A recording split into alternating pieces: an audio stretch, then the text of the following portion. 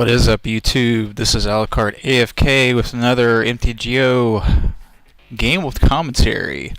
Once again, we have the black-white control deck, aka Black-White's Vengeance. This one was a really interesting game. It really kind of showcased its ability to not only bring out the win conditions, the Sorin's Vengeance, and also Sorin himself, but also how to deal with creature removal and how to kind of get some blockers out there with the Lingering Souls. So it was kind of a long game. It looked like he had the upper hand for most of the game, about halfway through, and this deck managed to come back. Several times I've had the life gain deck and, been up to 30, sometimes even 40 health. And, you come out with that one winning condition, the Sorin's Vengeance, and they do a mana leak or a cancel or something, and you're sitting going, okay, now I have to win with this with my creatures. So this deck has 4 Sorin's Vengeance, 2 Sorin Markovs, and a ton of removal and ways to get mana ramping. So I'm really liking this deck. This is the second game I've played with this, but just from the first game, I feel like I'm piloting a lot better. And on the last game, we had a good comment. Don't forget to use the, gain health on the Pristine Talisman, which I did remember to do this time, so it was really good. So let's look at our opening hand. We have a Buried Ruin. Can add 1 to your mana pool. I can sacrifice it and return an artifact. I started thinking about this somewhere in the middle of the game to return a Simulac. I'm going to call him Simulac still, Simulacrum, back to the field because he is a artifact creature, so that counts. So he's a good way to get that guy back in, or any other artifact creature that you want to get back in. We have 2 Lingering Souls. These will put 2 1/1 white spirit creatures with flying onto the battlefield. And the nice thing about this card, which I hadn't really looked at previously as being that great, it is flashback for 1 colorless and 1 black, which is really nice. It's 2 colorless and 1 white to play it, but flashback is 1 colorless and 1 black. So you can essentially play it and then do a flashback, and then you've got 4 spirit tokens out there, which is really, really nice. And we've got our Solemn Artifact. He's great to get some land cards, specifically the white, the plains, to be able to play the Lingering Souls and things like that. We've got 2 swamps, and we've got Sorin's Vengeance in the opening hand, so that was pretty good. So let's get right into it. He's going to play an island, and immediately he's going to play a Thought Scour. It's going to put the top 2 cards of my library into the graveyard. He could essentially do that to himself as well if he's got some cards he really doesn't need or want. But most of the cards in my deck I need, so he's going to do that, and it's going to take my Isolated Chapel, and it's going to play another Buried Ruin back to my graveyard. So we got another swamp. We're going to go ahead and play the Buried Ruin.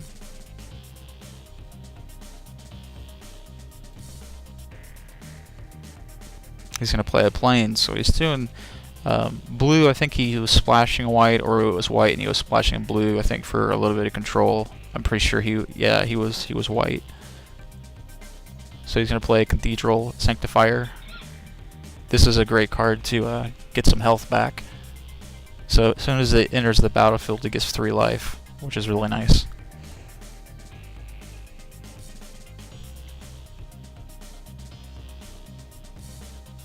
So he's going to be at 23, and we're still at 20. And there's the Pristine Talisman.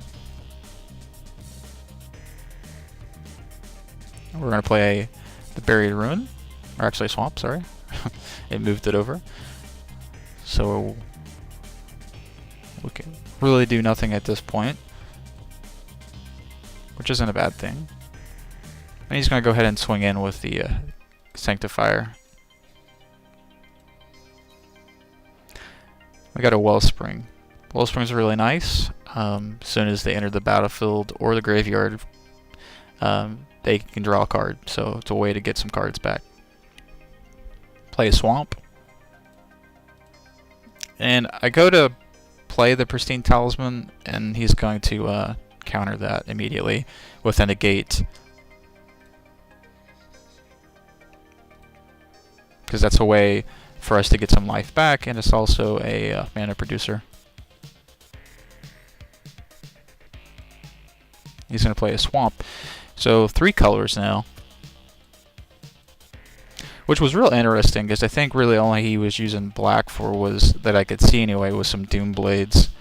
So, which, you know, most of this deck is black. It is black-white control, but it is pretty much black or artifact, so you take a risk with Doom Blades. When I play a mono black deck, you know, I had 4 Doom Blades and couldn't always use them. I mean, I can usually use them unless it was a, you know, another black deck or something. So he's going to put a Miss Hollow Griffin. It's 3/3 with flying. He may cast the Griffin from exile, so he can return this back. He's going to swing in with the Sanctifier. I'll go down to 18. So we got another Pristine Talisman. Play a Swamp. And we'll play our Wellspring. I was going to play the Talisman, but I wanted to get this guy out so we can get another card. And that's what we want. So now we've got 2 of the Simulacs.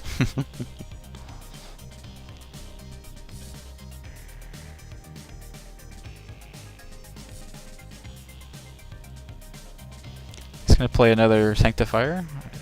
He's going to gain another 3 life. He'll go to 26. And he's going to swing in with the Sanctifier and the Griffin. Which we'll take it, because we have nothing to block right at this point. We need to get one of our Simulate guys out to get a Plains, because when they enter the battlefield, they can search for any basic land card and put it out onto the battlefield tapped. So we'll go down to 14. We got another Swamp. We'll go ahead and play it. Go ahead and bring out our Solemn guy.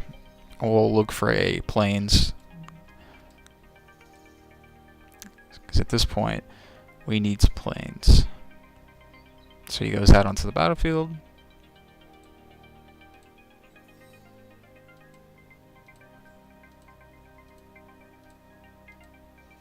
He's going to play a Mist Raven. When Mist Raven enters the battlefield, return target creature to its owner's hand.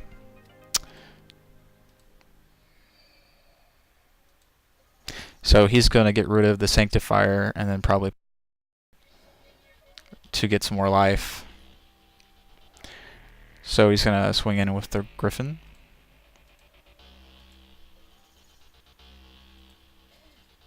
And we'll go down to 11.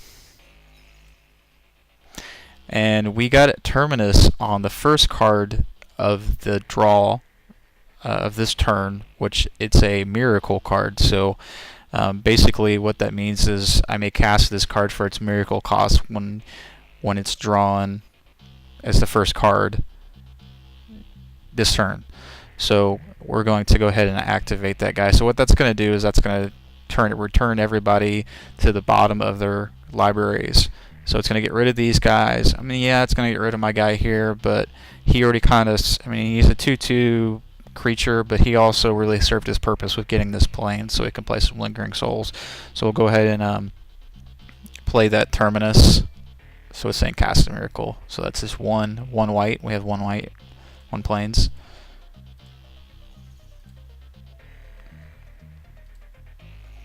And so now everybody is exiled out of here, which is all good. And I get to choose which order they go back, so don't really care. Because the likeliness, there's going to be cards to shuffle, so.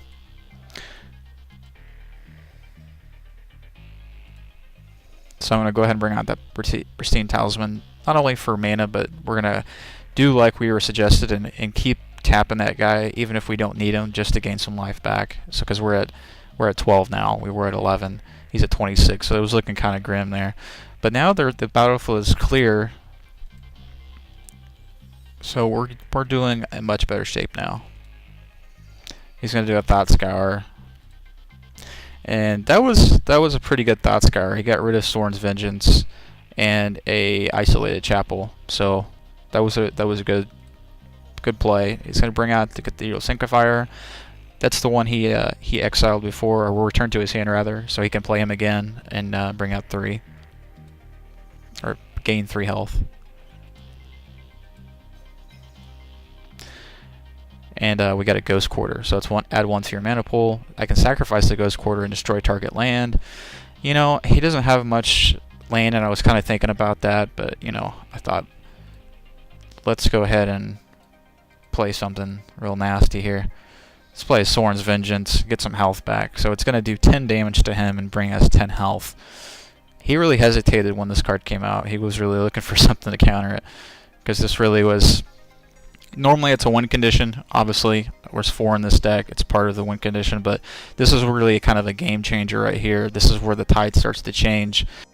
Cleared the battlefield, we've got some Lingering Souls we can bring out and do flashback on, and I just did 10 damage to him, and so he's lost his advantage, and now I have 10 health, so now really I have the advantage at this point.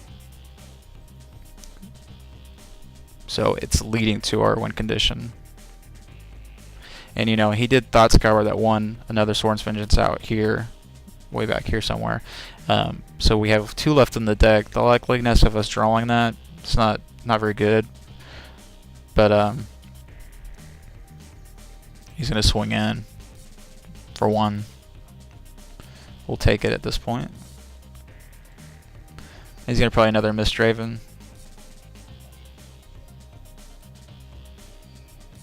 And then he's gonna get rid of his Sanctifier so he can bring him back out, because it's one blue, or no, sorry, 1 white, 1 plain to bring this guy out. So for 3 health, that's pretty good. And he's a 1/1, so he can do a little bit of attacking and a little bit of blocking. And then he's immediately gonna play him back out, like we were saying, so he can get some health back. So he's at 22. We're at 22. It's all good. So we got an Isolated Chapel. I can add white or black to my mana pool. We'll go ahead and play him out there. And let's get some Lingering Souls going out here. So we're gonna tap 1 white and 2 colorless to get him out there. So that'll give us 2 tokens. And we'll go ahead and play the other one. And have 4 out there now, so we still have both of these Lingering Souls.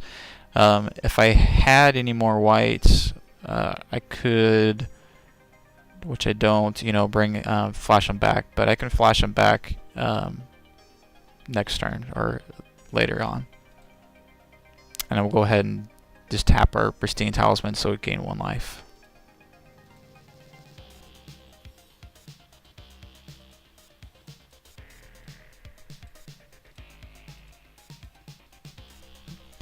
And he tapped all of his lands to get a Deadeye Navigator.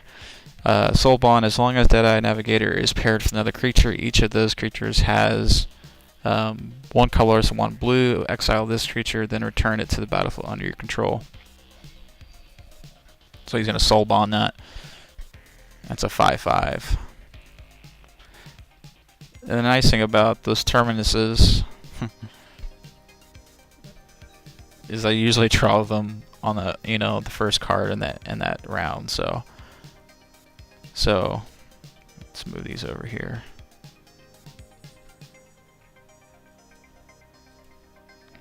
So we did draw it the first time. We're going to cast it. Yes, it'll get rid of our spirit tokens, but remember we can flash these guys back and get the same number of tokens back, but it's going to remove his 5/5 that's soul bonded with the Mistdraven. So we're going to go ahead and cast that. It goes on the bottom of the library, so it gets shuffled back, and it's shuffled, but it gets on the bottom of the library and then it could be shuffled in. So we're clearing stuff out left and right here. So yeah, the battlefield's clear now, but we're gonna go ahead and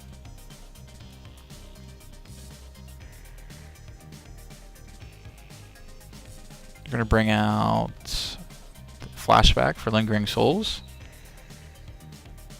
So that's gonna exile that card, can't use it anymore. And we'll do the same thing on the other one.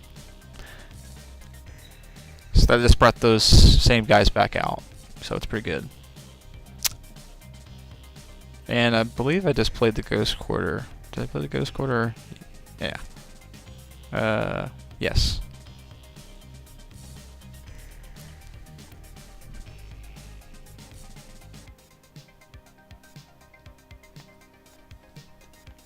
Okay. Let's go ahead and bring out our Solemn. It's going to let us search for a basic land card, which we would probably use just get a swamp.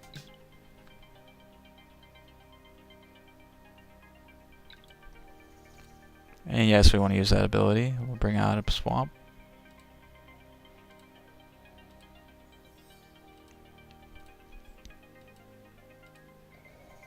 And he's going to instantly Doomblade that guy, which is fine. Because later on we'll do a sacrifice the Buried Rune to get him back.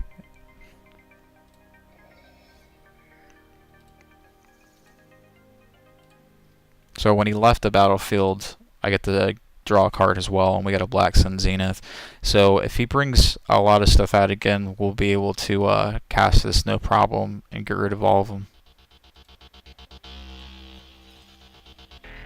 Got a Plains. We'll go ahead and play it. And we'll tap our Pristine Talisman to get some life. And then we'll swing in with our tokens for 4. So he's going down 18. We're at 25. And he's got a Doomblade again. He's going to Doomblade a token. It's fine. Get rid of some of those guys. And we'll go ahead and we'll sack him and get our Silkrum back to our hand. And we'll go ahead and put him out. Oh. Didn't have enough. Did I? Why did I not?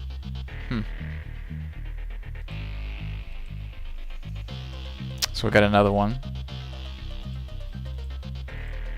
Oh, yeah, I couldn't play a creature at that moment. So, I'll search for a basic land card. Sure, and we'll just get a swamp again. Oh, we'll play the other one. So now we've got 2 out there. So it gets another land card. And we'll just swing in with our 3 tokens.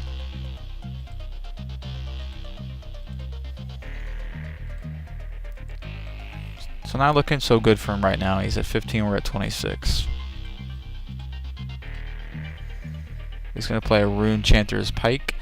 It's an artifact equipment. Equipped creature has first strike and gets X. So X is the number of instant and sorcery cards in your graveyard. And it's 2 equipped.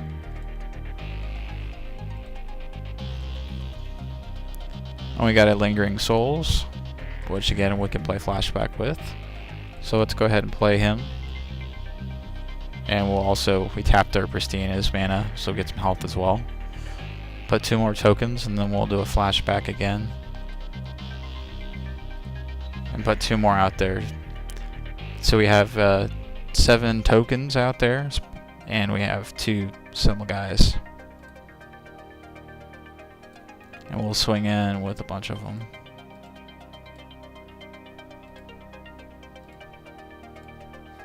And he'll go down to 8.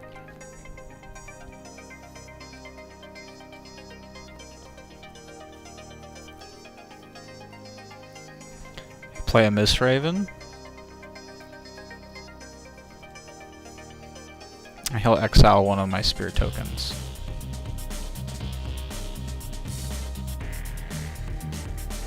He'll play a Cloud Shift, exile target creature you control, then return that card to the battlefield under your control. So he's going to exile the Raven, which when he comes back can exile something else. And so he'll exile another token.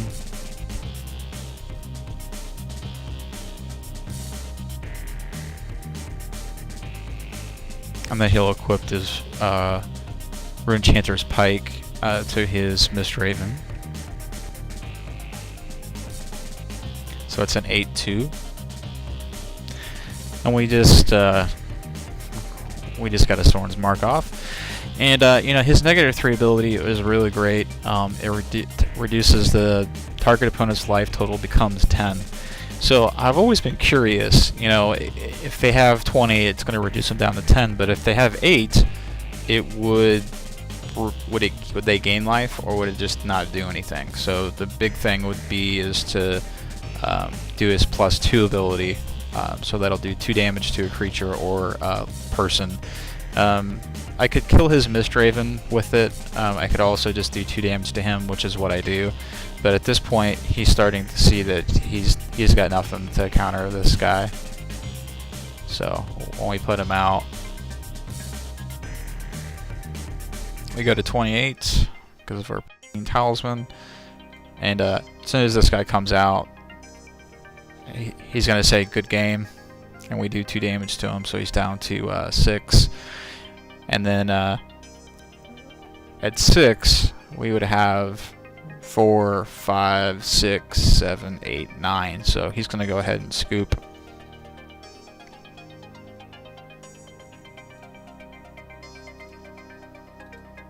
So before we can actually take him out, he's going to go ahead and concede the game. So on turn 13, we are at 30, and he is, well, he would have died. And so, you know, a much longer game.